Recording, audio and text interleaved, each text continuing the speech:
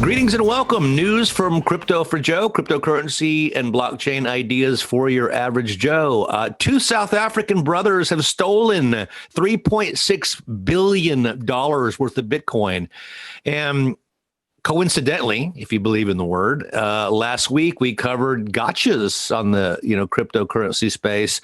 You can lose money. Newsflash. It's safe if you know what you're doing. If you do a couple of common sense and tried and true, and if you watch the podcast, we can tell you how to do it. But if you do it wrong, you can lose $3.6 billion. Have you seen the story? It's a tale as old as time. Give us your money and we'll trust us with your money and nothing bad will happen. Right. Two brothers opened an exchange. First of all, if your exchange is two brothers, you've already done it wrong. We get all the spam. Sorry, Gemini. Yeah.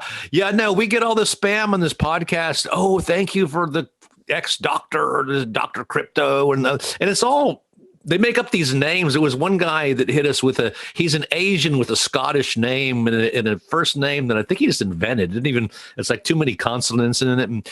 And it's so obvious, but people are gullible. And in this space, it's going to happen time and time again. But I believe it's the biggest heist in history. Have you seen a bigger heist? And what would you, again, walk people back through what they need to do when they're entering the cryptocurrency space? Maybe Mt. Gox would be a bigger heist if you calculate the dollar value of the Bitcoin lost at the time. Mm-hmm. How much was that? I think it was 700,000 Bitcoin. God, wow! Don't quote me on that. But this you really have to be careful where you deposit your cryptocurrency. Mm-hmm. I mean, unlike some bank accounts that are insured against loss. Mm-hmm.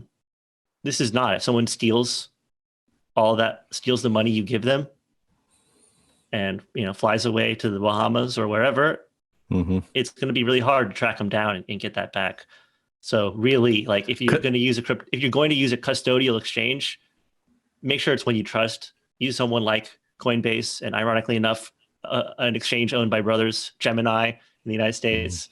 Yeah, and it's going to be hard to catch them considering they've got $3.6 billion now to protect them. So it's easy to stay hidden. But anyway, watch out, folks. And thanks for tuning in. Thank you, Cayman. Yeah, thanks for having me.